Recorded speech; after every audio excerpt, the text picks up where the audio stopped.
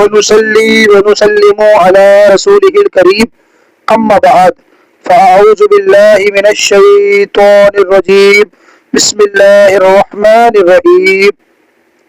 السلام علیکم بھائیو، کیسے ہیں آپ سبھی لوگ؟ امید کرتا ہوں اچھے ہوں گے، اللہ سے دعا کرتا ہوں آپ اچھے ہی رہے۔ تو میں بھاری شریعت پڑھ رہا تھا الحمدللہ، تو مجھے اس میں ایک چیز دکھی جو آپ کو بتانا میں بہتر سمجھتا ہوں کہ مقتدی کو امام کی اقتداء کن چیزوں میں کرنی چاہیے، کن چیزوں میں نہیں کرنی چاہیے، کن چیزوں میں کرے تو بھی ٹھیک، نہ کرے تو بھی ٹھیک۔ یہ بھاری شریعت کا صفحہ نمبر ہے 593 اور اس میں مسئلہ ہے 50 اور بیان ہے مقتدیوں کا، جماعت کا بیان چل رہا ہے۔ تو آئیے شروع کرتے ہیں بنا کسی تاخیر کے۔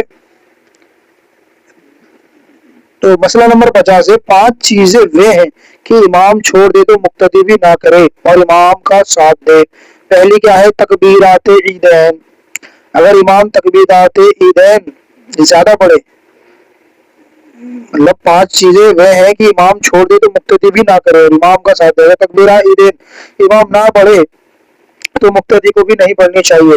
قاعدہ اولا، جو دوسرے جو بیٹھتے ہیں، اگر امام چھوڑ دیں تو ہمیں بھی چھوڑ دینا چاہیے۔ سجدہ تلاوت جو تراویح وغیرہ میں ہوتا ہے خصوصاً، ویسے نارمل نماز میں تو بہت ہوتا ہی نہیں ہے، مطلب سجدہ جو آخر میں سجدہ سے ہوتا ہے، غلطی بھی تو واجب چھوٹ جائے تو۔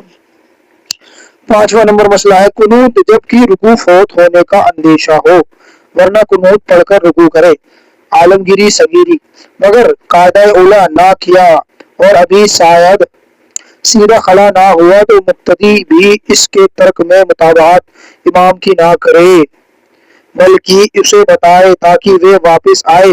اگر واپس آ گیا فبیہا، اچھا، اور اگر سیدھا کھڑا ہو گیا تو اب نہ بتائے کہ نماز جاتی رہے گی بلکہ خود بھی قاعدہ چھوڑ دے اور کھڑا ہو۔ مطلب امام دوسری رکعت کے قاعدہ اولا میں اگر نہیں کھڑا، سیدھا کھڑا ہونے جا رہا تو ایک دم اسے اللہ اکبر کہہ کے بٹھا لے۔ اگر نہیں بیٹھے کھڑے ہو گئے تو آپ بھی کھڑے ہو گئے، پھر اللہ اکبر نہ کرے ورنہ آپ کی نماز فاسد ہوئی۔ غلط لقمہ دینے سے نماز فاسد ہو جاتی ہے۔ مسئلہ نمبر 51 ہے 4 چیزیں وہ ہے کہ امام کرے تو مقتدی اس کا ساتھ نہ دے۔ پہلی، نماز میں کوئی زائد سجدہ کیا، نماز میں اگر امام نے کوئی زیادہ سجدہ کر دیا تو مقتدی کو نہیں کرنا چاہیے۔ دوسرا، تکبیرات عیدین میں اقوال صحابہ پر جاتی کی، جیسے 6 تکبیریں ہوتی ہے، اس میں اگر 7 کر دی تو مقتدی کو نہیں کرنا چاہیے۔ جنازے میں 5 تکبیریں کہے تو مقتدی کو 5 تکبیریں نہیں کرنی چاہیے۔ چوتھا مسئلہ ہے 5ویں رکعت کے لیے بھول کر کھڑا ہو گیا، 5ویں رکعت کے لیے بھول کر کھڑا ہو گیا، پھر اس صورت میں اگر قاعدہ آخرہ کر چکا ہے تو مقتدی اس کا انتظار کرے گا اور 5ویں کے سجدے سے پہلے لوٹ آیا تو مقتدی بھی اس کا ساتھ دے، اس کے ساتھ سلام پھیرے اور اس کے ساتھ سجدہ سہو کرے، ٹھیک ہے جی۔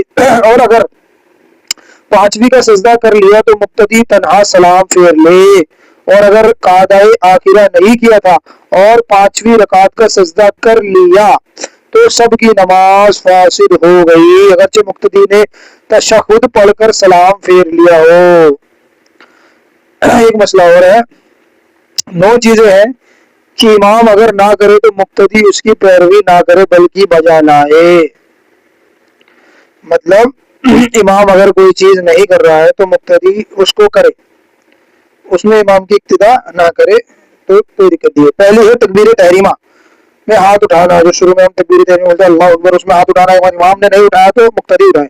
سرہ بولنا جو کہ امام فاتحہ میں ہو اور آہستہ پڑھتا ہو، ٹھیک ہے جی۔ تیسرا رکوع۔ چوتھا سجود کی تکبیرات و تسبیحات، سمیع اللہ لمن حمدہ، جو سبحان ربی العظیم پڑھتے ہیں وہ سبحان ربی الاعلی پڑھتے ہیں وہ۔ اور چھٹا ہے تسمیع، سمیع اللہ لمن حمدہ ربنا ولک الحمد کہتے ہیں وہ۔ تشہد پڑھنا، تحیات پڑھنا، سلام پڑھنا، سلام پھیرنا، تکبیرات تشریق، یہ 9 چیزیں تھی جس میں امام اگر نہ کرے تو مقتدی پیروی نہ کرے بلکہ بجا لائے۔ یہ تھوڑا سا بیان میں نے سمجھا آپ کو بتا دوں جس سے آپ کے علم میں اضافہ ہو۔ السلام علیکم ورحمۃ اللہ وبرکاتہ۔